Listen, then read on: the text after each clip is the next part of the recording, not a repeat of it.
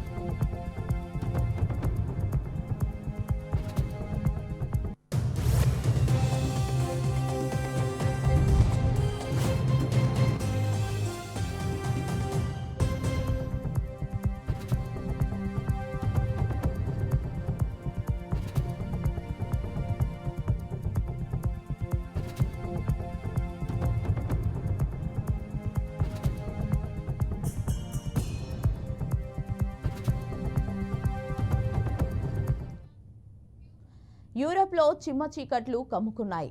పలు దేశాలు విద్యుత్ లేక అల్లాడిపోతున్నాయి. జనజీవనం నిలిచిపోయింది. స్పెయిన్, పోర్చుగల్, ఫ్రాన్స్లలో విద్యుత్ సరఫరాకు తీవ్ర అంతరాయం తలెత్తింది. దీంతో ఆయా దేశాల్లో సబ్వే నెట్వర్కులు, మొబైల్ ఫోన్ నెట్వర్కులు, ట్రాఫిక్ లైట్లు, ఏటీఎంలు, ఎలక్ట్రానిక్ చెల్లింపు వ్యవస్థలు, ఎయిర్పోర్ట్లు, మెట్రో స్టేషన్లు స్తంభించిపోయాయి. ఫలితంగా లక్షలాది మంది ప్రజలు తీవ్ర ఇబ్బందులు ఎదుర్కొంటున్నారు. ఫ్రాన్స్లోని అలరిక్ పర్వతంపై జరిగిన అగ్ని ప్రమాదం వల్ల హై వోల్టేజ్ విద్యుత్ లైన్ దెబ్బతినడమే ఈ విద్యుత్ అంతరాయానికి కారణమని తెలుస్తోంది. విద్యుత్ సరఫరాకు జరిగిన అంతరాయంలో స్పెయిన్లో అంధకారం నెలకొంది.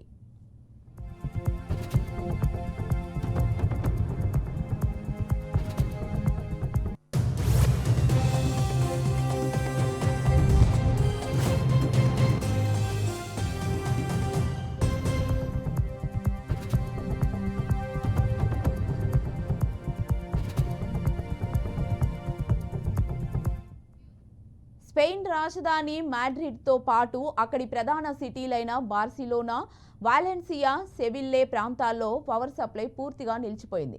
స్పెయిన్ పార్లమెంట్ దేశవ్యాప్తంగా ఉన్న సబ్వే స్టేషన్లు చీకట్లో మునిగిపోయాయి. కోర్టుల సేవలు నిలిచిపోయాయని, ఏటీఎంలు, ఎలక్ట్రానిక్ చెల్లింపు వ్యవస్థలు నిలిచిపోయాయి. స్పెయిన్లోని మాడ్రిడ్, బార్సిలోనా విమానాశ్రయాలు తీవ్రంగా ప్రభావితమయ్యాయి. ట్రాఫిక్ లైట్లు పనిచేయకపోవడంతో లిస్బన్, మాడ్రిడ్లో భారీ ట్రాఫిక్ జామ్లు ఏర్పడ్డాయి.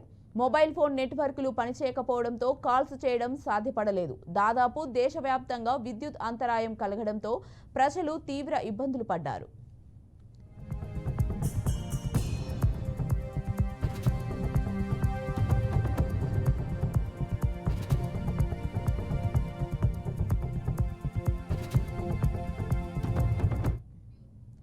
పోర్చుగల్లోని లిస్బన్, పోర్టో పోరోలో సహా దేశవ్యాప్తంగా పవర్ సప్లై ఆగిపోయింది. దాంతో లిస్బన్ మెట్రో సర్వీసులు నిలిచిపోయాయి. పవర్ సప్లై నిలిచిపోవడంతో లిస్బన్ విమానాశ్రయం మూతపడింది. ఇతర విమానాశ్రయాలు జనరేటర్పై పరిమితంగా పనిచేశాయని ఈరెడెడ్ సంస్థ వెల్లడించింది. స్పెయిన్లో తలెత్తిన సమస్యలే పోర్చుగల్లోని ఉన్నాయని అధికారులు అంటున్నారు. పోర్చుగల్ ప్రధానమంత్రి లూయిస్ మాంటెనెగ్రో పరిస్థితిని సమీక్షిస్తున్నారు.